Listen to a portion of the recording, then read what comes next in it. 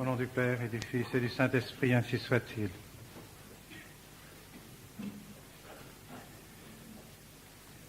Mes bien chers amis, mes bien chers frères, la fête de la purification convient admirablement à la cérémonie à laquelle nous assisterons et nous participerons dans quelques instants.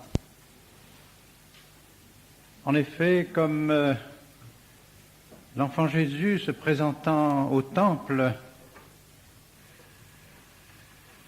des jeunes qui, dans quelques instants, se présenteront à l'autel pour revêtir le saint habit ecclésiastique, se présentent eux aussi au temple, mais à la grande différence de notre Seigneur se présentait dans son temple. Notre Seigneur était le Dieu qui était adoré dans le temple. Eux, par contre, se présentent humblement comme des créatures de Dieu choisies pour prier Dieu, pour honorer Dieu dans son temple. Vous demanderez donc, mes chers amis, à notre Seigneur, qui est venu dans son temple, de vous apprendre à vivre dans ce temple de Dieu, à vivre de l'autel de notre Seigneur pour le prier, pour l'adorer, pour le servir, pour le faire connaître. Car s'il est un terme qui convient bien à ce que vous allez être désormais, c'est celui de témoin. Vous serez les témoins de notre Seigneur Jésus-Christ. Et teritis testes, usque ad ultimum terrae. Vous serez mes témoins jusqu'aux extrémités de la terre. Oui, mes bien chers amis, c'est cela que signifie votre soutane, cet habit ecclésiastique que vous allez recevoir. Être les témoins dans le monde de notre Seigneur Jésus-Christ, de la divinité de notre Seigneur Jésus-Christ. Il faut que vous vous placiez sur ce plan de la foi, sur le plan surnaturel, sur le plan de la révélation que notre Seigneur Jésus-Christ est venu nous apporter en s'incarnant, en prenant une chair semblable à la nôtre et en vivant au milieu de nous. C'est lui que vous allez représenter, c'est lui que vous prêcherez, c'est son exemple que vous manifesterez au monde, et c'est lui dont a besoin le monde. Il est le seul salut du monde, il n'y en a point d'autre. Par conséquent, en manifestant notre Seigneur Jésus-Christ ouvertement, clairement, par votre habit, par votre attitude, par votre exemple, vous apporterez au monde ce dont le monde a le plus besoin, aujourd'hui comme les jours précédents. Le monde a besoin de notre Seigneur Jésus-Christ, il ne peut pas se passer de notre Seigneur Jésus-Christ. Bien plus, il est le seul moyen nécessaire de salut, la seule voie de la vie éternelle. Et c'est pourquoi la manifestation que vous portez et que vous exprimez par le port de votre soutane est une expression dont le monde a besoin et même s'il en est qui la rejette, eh bien, c'est ce qui s'est passé avec notre Seigneur. Tous les témoins de notre Seigneur ont été contredits. Tous les témoins de notre Seigneur ont été persécutés. Alors ne vous étonnez pas si vous aussi, à votre tour, vous l'êtes, parce que vous manifestez notre Seigneur Jésus-Christ. Vous serez ces témoins comme l'ont été les bergers, comme l'ont été les mages, comme l'ont été également Siméon, Anne, qui sont venus au temple pour chanter la gloire de notre Seigneur Jésus-Christ. Imaginez la joie de ce vieillard qui attendait la venue du Messie, de pouvoir le porter dans ses bras et chanter son Nunc dimittis. Oui, Seigneur, vous pouvez me reprendre, j'ai vu le salut du monde, le salut des gentils. Mais il a ajouté aussi, il sera un signe de contradiction. Il sera un signe de contradiction. Et c'est pourquoi nous ne devons pas nous étonner que nous aussi nous sommes un signe de contradiction, parce que nous revêtons l'habit de notre Seigneur Jésus-Christ, nous revêtons notre Seigneur Jésus-Christ. C'est la prière que vous récitez lorsque vous revêtez la soutane. Induat me novum hominem qui secundum Deum creatus est, in justitia et sanctitate veritatis. Cet homme nouveau que vous revêtez, c'est notre Seigneur Jésus-Christ. Alors vous serez fiers de porter cet habit. Oh, vous ne le serez pas à la manière de gens qui conçoivent ces choses selon le sens humain. Oh non, vous le serez par votre esprit de foi, parce que vous aimez notre Seigneur Jésus-Christ, parce que notre Seigneur Jésus-Christ vous a choisi pour répandre son nom à travers les nations. Et pour cela, vous avez besoin de dispositions profondes dans vos âmes, disposition de foi, disposition d'humilité, disposition de zèle, disposition de foi, je viens de vous en parler, de foi comme la très sainte Vierge Marie qui a cru, Beata que credidisti, lui dit sainte Élisabeth, sa cousine, ô bienheureuse qui avait cru. Elle a cru et elle est devenue pour cela la mère de Jésus-Christ. Vous aussi, vous êtes bienheureux parce que vous avez cru, bienheureux parce que vous avez été choisis pour croire en notre Seigneur Jésus-Christ. Il n'y a pas d'autre vérité que nous ayons à croire ici-bas, que notre Seigneur Jésus-Christ est le Fils de Dieu. C'est Saint Jean lui-même qui le dit à la fin de son évangile. Saint Jean résume tout son évangile en disant « Je n'ai pas dit autre chose. Tout mon évangile se résume en ceci, que notre Seigneur Jésus-Christ est le Fils de Dieu et que, croyant cela, nous ayons la vie éternelle. » Voilà le résumé de l'Évangile. Ce n'est pas autre chose que la Sainte Écriture. Toute la Sainte Écriture est résumée dans ces termes. Mais alors nous devons proclamer la divinité de notre Seigneur Jésus-Christ dans toute sa réalité, dans toute son extension, et elle est grande et elle est grave pour chacun des hommes qui naît ici-bas, pour chaque créature spirituelle. Notre Seigneur Jésus-Christ est le roi, et le sauveur, et le prêtre. C'est cela, la divinité de notre Seigneur Jésus-Christ. Si notre Seigneur Jésus-Christ est Dieu, il est par conséquent le seul sauveur, le seul salut. Il est le seul prêtre, il est le seul roi. Tirez les conclusions de cela.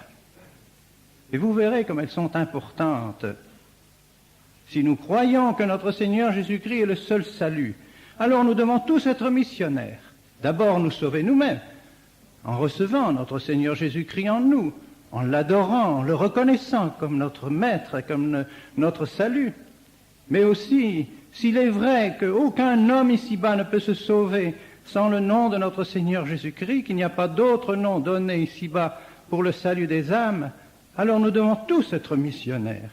Il ne serait pas permis que nous, qui avons la grâce de croire en notre Seigneur Jésus-Christ, nous ne soyons pas missionnaires. Vous le serez, mes chers amis. Vous le serez déjà par votre attitude, par votre habit, plus tard par la parole et par les sacrements que vous administrez, particulièrement le saint sacrifice de la messe. Vous serez missionnaires. Vous proclamerez qu'il n'y a pas d'autre salut. Vous proclamerez qu'il n'y a pas d'autre prêtre et vous le croirez. Que vous êtes prêtre, mais seulement comme ministre de notre Seigneur Jésus-Christ. Il est le seul prêtre. Lorsque vous monterez à l'autel et que vous offrirez le saint sacrifice de la messe, c'est encore notre Seigneur Jésus-Christ qui offrira le saint sacrifice de la messe. Vous n'en êtes que les ministres. Et c'est donc à son sacerdoce que vous participerez, que vous commencez en quelque sorte déjà, d'une certaine manière, à participer par les divers degrés que vous allez franchir, selon la doctrine du Concile de Trente. Car nous voulons demeurer fidèles à ce qui a été défini par l'Église pour toujours, par le Saint Concile de Trente. Il n'est pas possible qu'on renie ce qui, pour une fois pour toutes, a été proclamé solennellement par la Sainte Église. Nous devons donc garder fidèlement ces traditions. Et si nous vous tenons à vous remettre, à vous donner la tonsure et les ordres mineurs et à suivre la gradation que le Concile de Trente a prévue pour l'accès au sacerdoce, c'est parce que l'Église l'a défini d'une manière solennelle et définitive. Et si aujourd'hui on s'acharne après le sacerdoce, après le prêtre et son sacrifice de la messe, c'est pour faire périr l'Église dans ce qu'elle a de plus essentiel, dans ce qu'elle a de plus profond. Le démon sait parfaitement que s'il vient à ruiner l'idée du sacerdoce et s'il vient à ruiner le sacrifice de la messe, alors l'Église elle-même disparaîtra. Nous reconnaissons donc que notre Seigneur Jésus-Christ est le seul prêtre et le seul grand prêtre.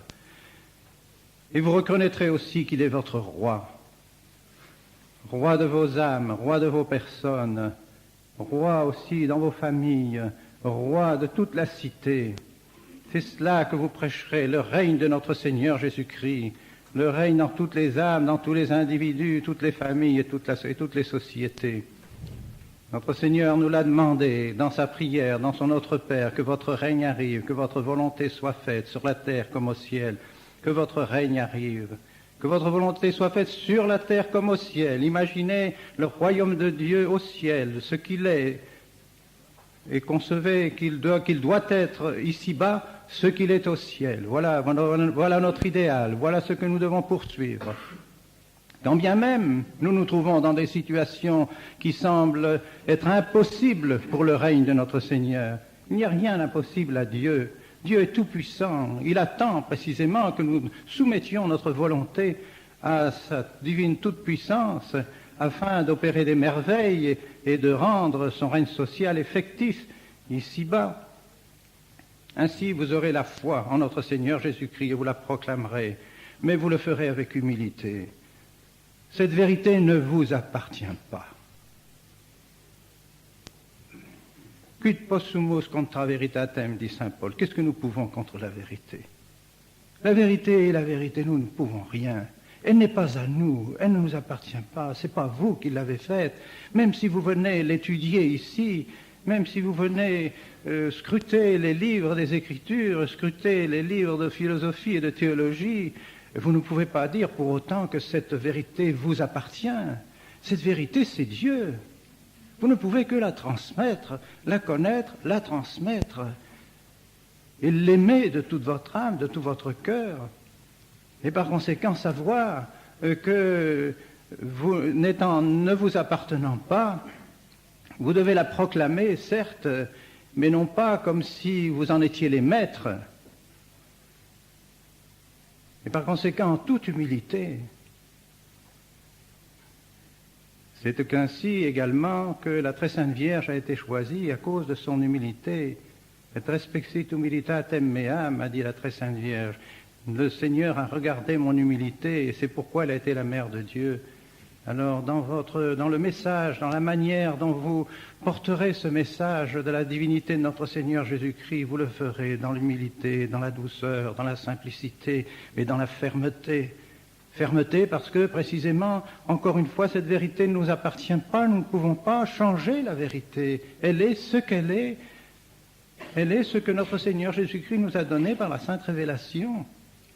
Nous ne pouvons que l'étudier avec respect, avec amour, et la transmettre aux autres, aux générations futures.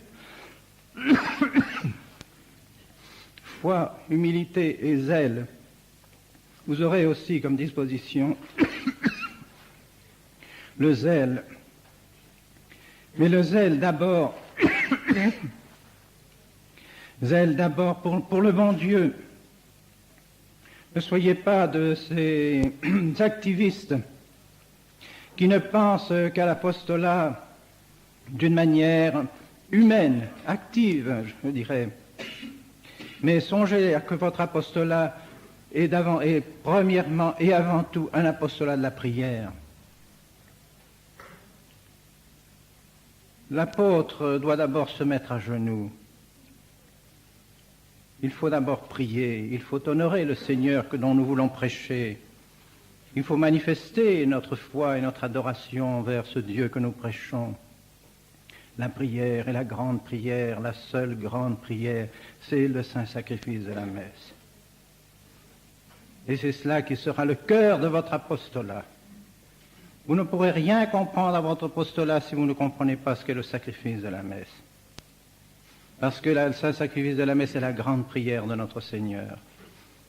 Le calvaire a été la grande prière de notre Seigneur. C'est là qu'il s'est offert véritablement à Dieu. C'est là qu'il s'est offert à son Père. C'est là aussi que vous trouverez la source de tout votre apostolat. C'est là que vous trouverez le zèle dont vous aurez besoin pour aller prêcher aux âmes. Et vous attirerez les âmes à notre Seigneur Jésus-Christ, vous les attirerez à l'autel précisément, c'est cela votre rôle.